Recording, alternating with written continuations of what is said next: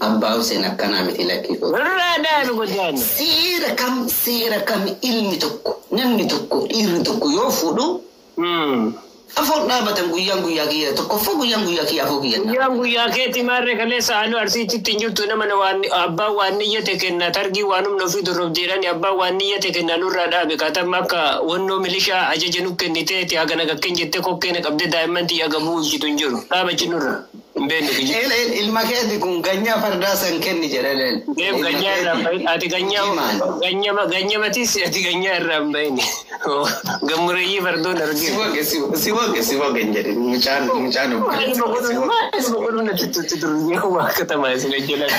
Durriyyaan nama fixatte Abbaa Hussein ki dhugaadha. Haadha hambaatitti illee hin jirtu. Garuu obboleessa abbaa fira yoo taate. Sitti qabuun dirqama hin jirti. Amma ati murattee amma la atama mirgoo tokkocha morma takkatti tan as kenneeti qotiyyoo bal'aa irtaa nama wal irtaa galii qotadhu dhaarta. Siibita namana siibita. Kaadha naa bittu naa. Bangaalichi siibita. Siwooge goromsatu mirgootu maal korbeessatu maalessa bitee sii kenna godaana daa'imman xiyya qoonqoon qabinee na dhiisi. Taayyeen naa waamatu. Yoo anaadhiis. Yoo si dhiisi. Araddu dhaqe ataayyee bira tare araddu dhaqeeti. Waalaikum salaam amaan oolaa. Abumni no naka. Haati Hussein illee gabataa la kuno ka dur aja anajina ndema ka kumati hojja ki yagam. Maala wuzu billa masargin keetiif abbiyyoo man tuudisee. Isa tokko chadha. Godaana dhaab. Bala wali sirbaadha. Abirra gabataa abbiyyoo ittiin deemnu sii gana jaartii fuudhumaal toliin gahe waliin nu dirtana mana. Sayyidul Arifii nafsi maal toliin gahe. Abidurra. Nama nin fuudhaa. Nama durraa taa'e. Oofte dubbi quba laagaa nama keetta. Toosii mirgooti yaa bayyati. Falfala abbootamoo naana kuttee hiyyeessa bondee na boodee harka duwwaa naan bilcheeti. Si abdadhee. Ganaa qambara baadhee balbalatee dhaabadhee kadhaan. Ganaa si kadha boru sangoota ta'e kadha daa'imman tattee achi mana baafti yaaxiree gubbaa ta'etti. Ani boru adda si kenneeti sangootii harkaan qabu ta'uu harkaan qabu qundhoo kutadheeti. Boru balbalatee kadhaaf dhaabadha ganama wannoo qambara harkaan qabadhee kana wanni ati naa jedhaan.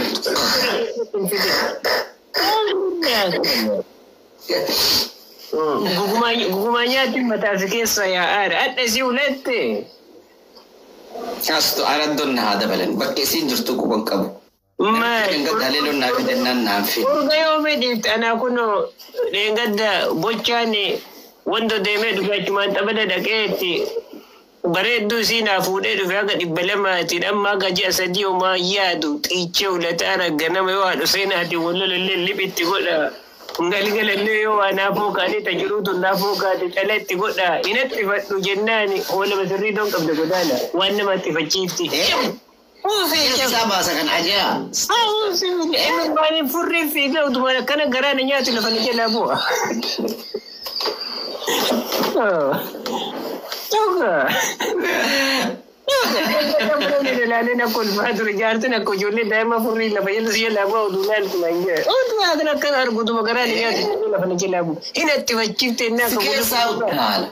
Isi jara nama nak kawan kuno taka wai bagade hubasi buya guru lama yo ati wati kesa ba. Samira lubbu jirta. Ani kuno takkasidam titti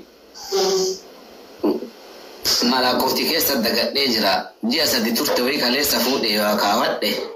Tabulte bam taromni da telefa bulta sufa bare da amma na di. Taromni da. Isi kawadde mena hatte fachiftu.